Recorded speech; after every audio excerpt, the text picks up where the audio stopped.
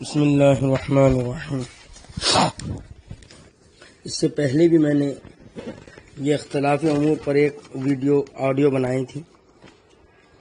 جو اختلاف چل رہا ہے ابھی شورا اور عمارت کے نام پر، اگرچہ نہ وہ شورا کا مسئلہ ہے نہ عمارت کا، اور ہمارے علاقے کے اندر جو دو لوگ، ایک عبدالحکیم ٹانڈا اور یوسف واپی، میں دلیل کے ساتھ یہ کہتا ہوں نہ یہ شورا والے ہیں نہ عمارت والے، بلکہ یہ امت کے اندر اختلاف پیدا کرنے والے، مخالفت کر رہے ہیں اسلام کے اور مسلمانوں کی۔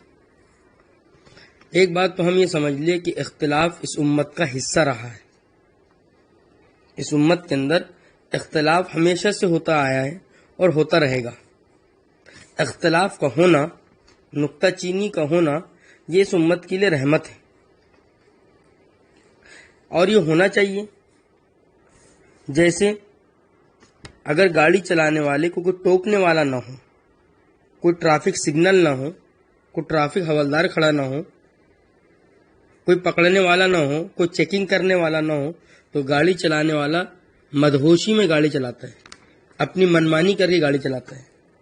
اور اگر اسے پتا ہو کہ کیمرے لگے ہیں، ویڈیو لگا ہوا ہے، ٹریفک حوالدار کھڑا ہے، چیکنگ کرنے والے کھڑے ہیں، لال لائٹ لگا ہوا ہے، تو اس کو ڈر لگے رہے گا کہ کہیں مجھے کوئی دیکھ نہ لے، کوئی پکڑ نہ لے، چور کو چوری کرنے میں ڈر رہے گا۔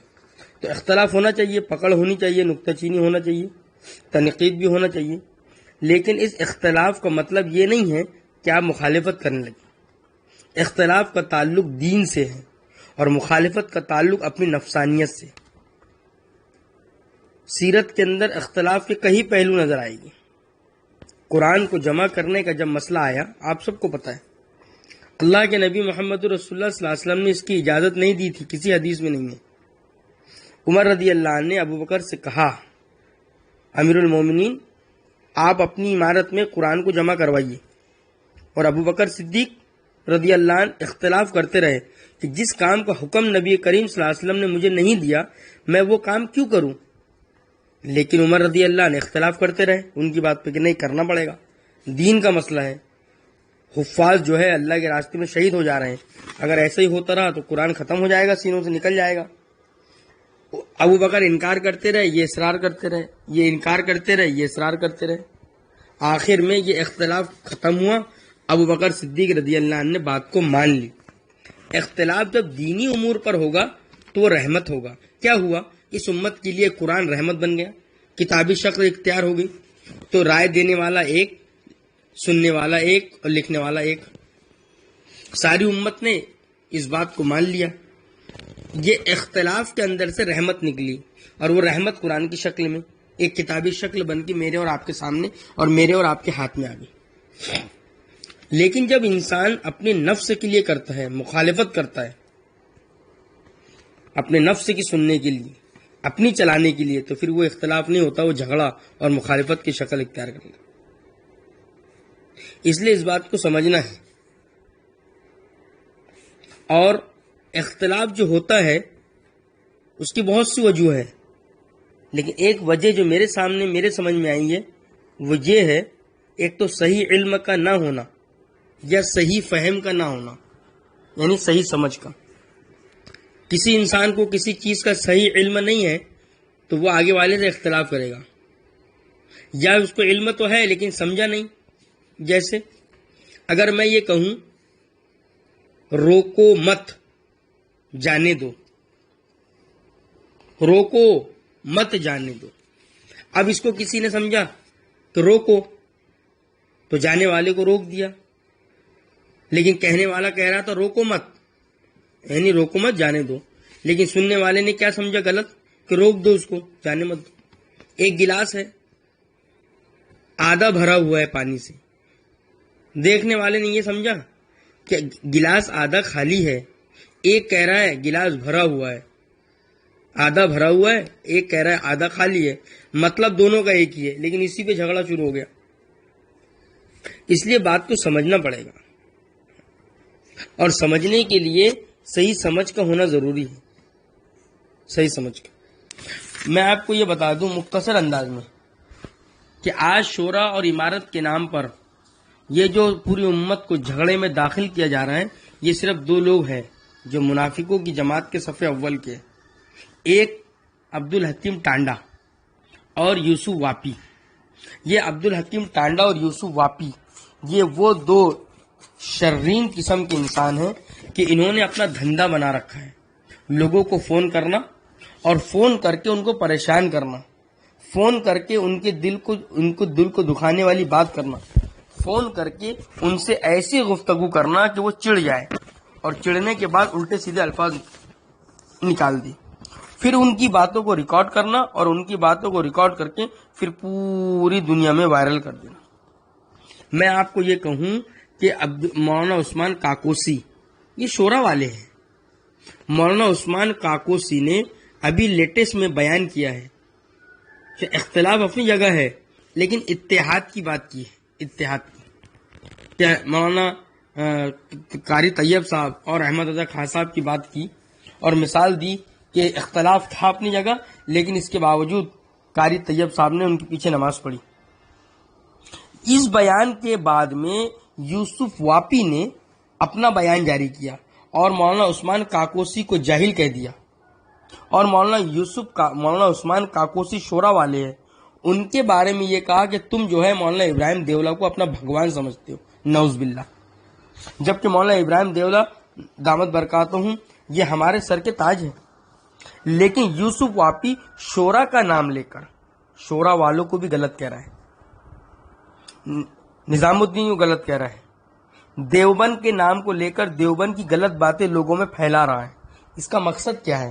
ان کا دونوں کا مقصد یہی ہے، یہ یہودیوں کے ایجنٹ ہے، کافروں کے ایجنٹ ہیں، یہ مسلمانوں میں رخنہ اندازی کر رہے ہیں۔ دیوبند سے محبت رکھنے والوں کو نظام الدین کے خلاف کر رہا ہے، نظام الدین سے محبت رکھنے والوں کو دیوبند کے خلاف ورگلا رہا ہے، اور دونوں ایک دوسرے سے محبت رکھنے والوں کو شورا کے خلاف کر رہا ہے، جبکہ تینوں بھی اپنی جگہ اپنے وقت کے بڑے بڑے اللہ والے۔ لیکن یہ یوسف واپی اور یہ عبد الحکیم ٹانڈا، ان کا مقصد صرف امت کے اندر اختلاف کو برپا کرنا، صرف اختلاف کو برپا کرنا اور کچھ بھی نہیں ہے۔ اگر ہم دیکھیں کہ یہ کر کیا رہے ہیں، یہ لوگوں سے بات کر کے ان کو مجبور کرتے ہیں کہ وہ غصے میں کوئی ایسی بات کہے جس سے اختلاف ہو۔ مثال کے طور پر بی جے پی والے یہ حرکت کرتے ہیں، کیا بولتے ہیں بی جے پی والے؟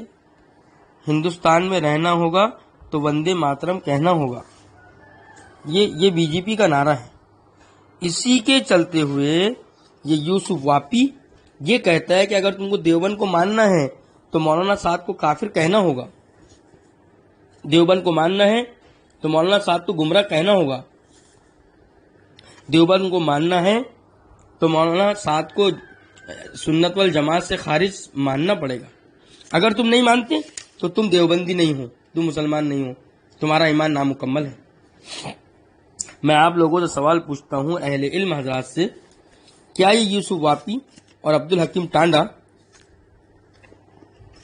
یہ جو حرکت کر رہے ہیں کیا یہی شریعت ہے؟ لوگوں سے بات کر کے ان کی اجازت کے بغیر ان کی ریکارڈنگ کو وائرل کرنا اور آپس میں اختلاف اور مخالفت اور لڑائی جھگڑے کروانا، یہی اسلام ہے؟ یہی دین کی تعلیم ہے؟ نہیں، یہ دین کی تعلیم نہیں ہے، اور دین کا اس سے کوئی تعلق نہیں ہے۔ اس سے بڑے بڑے اختلاف ہوئے صحابہ کے دور میں، صحابہ کے دور کے اندر بڑے بڑے اختلاف ہوئے، بڑے بڑے، جس کا تصور نہیں کیا جا سکتا۔ امیر معاویہ رضی اللہ عنہ اور حضرت علی رضی اللہ عنہ میں کتنی بڑا اختلاف ہوا، تلواریں آپس میں نکل گئی، لیکن جب کافر بادشاہ نے حضرت معاویہ کو یہ کہا کہ علی تم پر ظلم کرتا ہے، آپ کہو تو میں فوج آپ کے پاس بھیجوں جو علی سے لڑے، امیر معاویہ کیا کہنا کہ میرا اور علی کا جو معاملہ ہے، ہم دونوں بھائی ہیں اور ہمارا آپس کا نا سمجھی کا معاملہ ہے، نا سمجھی کا معاملہ۔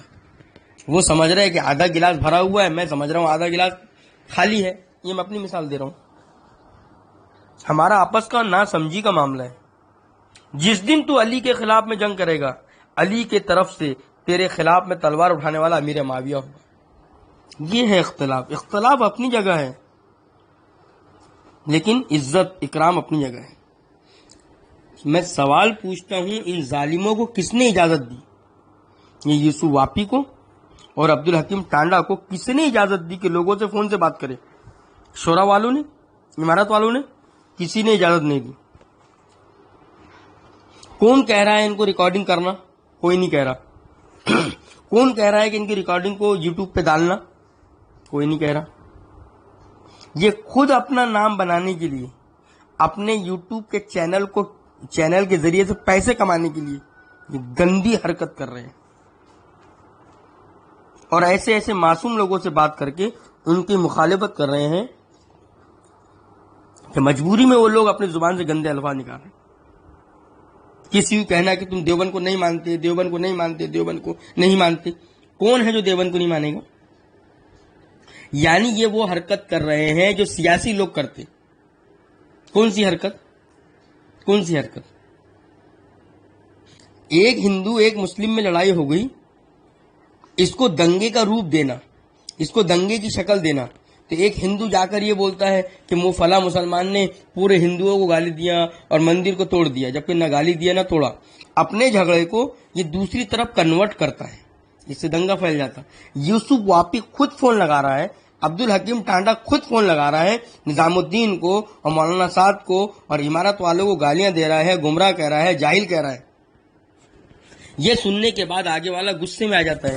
غصے میں آنے کے بعد اس کی ریکارڈ کرتا ہے بات کو اور لوگوں میں پھیلا دیتا ہے.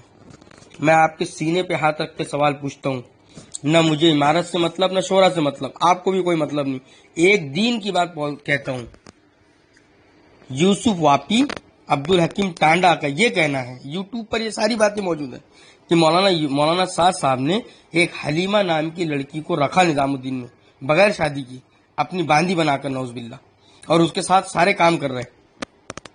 میں آپ سے سوال پوچھتا ہوں، کیا یہ مسئلہ ہے؟ کسی کو زانی ٹھہرانے کے لیے یہ مسئلہ ہے؟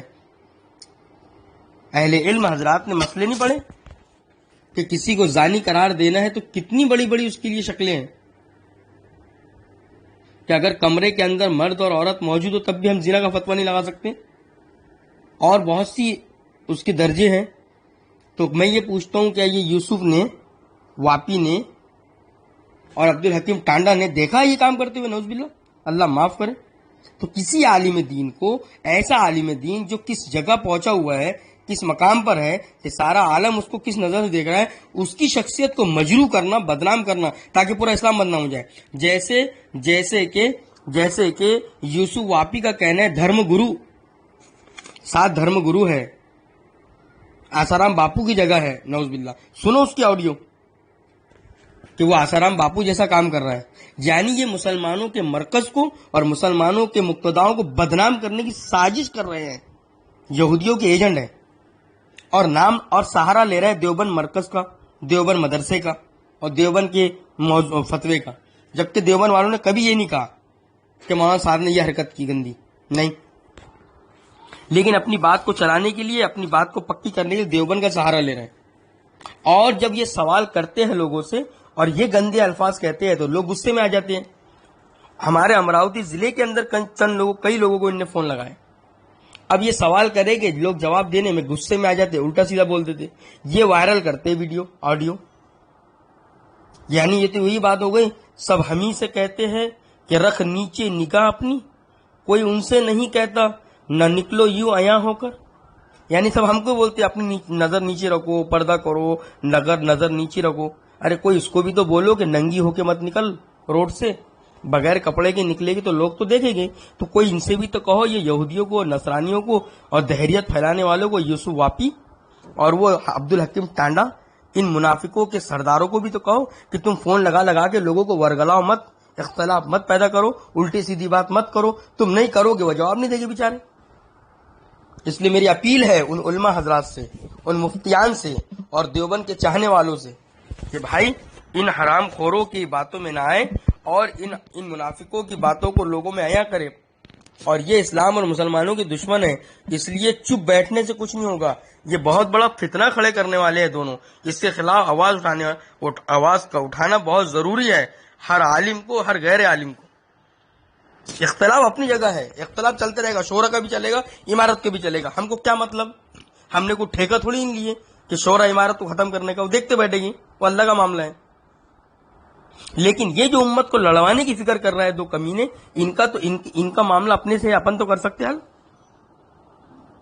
اور لوگوں سے یہ کہنا کہ تم دیوبند کو نہیں مانتے. کیوں نہیں مانتے دیوبند کو؟ کون ہے جو دیوبند کو نہیں مانے گا؟ میں اپنا موقف بیان کر رہا ہوں کہ میں تو پکا دیوبندی ہوں، میرا ظاہر باطن سب دیوبند پہ قربان. لیکن میرے بھائیوں، میرے عزیزوں، ان دونوں کی کمینوں منافقوں کی حرکتوں کو سامنے لانا ضروری ہے. واللہ عالم.